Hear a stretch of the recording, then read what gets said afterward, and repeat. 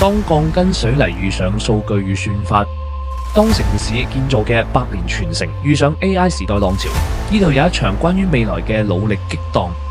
中建香港以 AI 創新大賽點燃每一位建設者的智慧，全員創新就此啟航。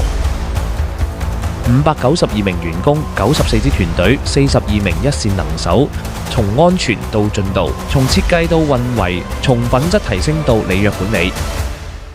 AI 正成為全員創新嘅共同語言。安全係永不讓步嘅底線。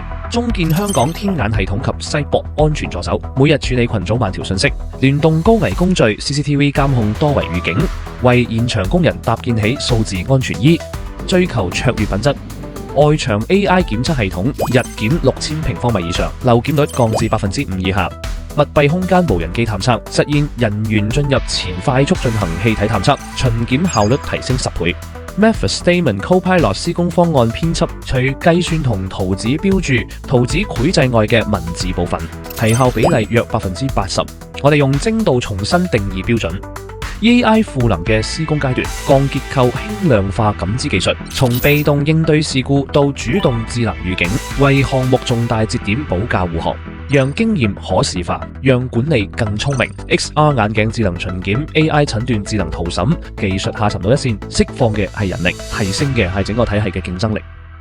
I found that the projects that were presented today are very high quality, or very high standard, and very competitive. In my opinion, it's a very frontier development. China's state companies has been very innovative and pioneering using AI to further enhance the construction and architecture industry. 中建香港在 AI 和业务的融合上面，确实已经走到了整个行业的前列。AI 一定是能够为各行各业最后提升效率、降本增效。中建香港未来的每一个项目，从建设之初都拥有 AI 的灵魂。那么，并且能够把这种精神一直持续贯彻下去。AI 引领的建设行业的智能化，肯定是在香港是有特别强的需求的。拥抱 AI 的这个技术，充分利用 AI 的技术，会是整个行业的这个趋势。先足于人，去创造、去探索、去实现。公司对于我们用技术性的手段来解决安全问题是非常支持的。我们现在身处于 AI 的浪潮。AI 的发展已经必不可少了，科技赋能让人能做的事情变多了。最直观的提升是我们的一线工作是确确实实得到效率提升的。我们希望每一個鏡頭都可以協助到地盤去做安全的管理。呢個唔單止係一場競賽，更加係一次與時代嘅對話。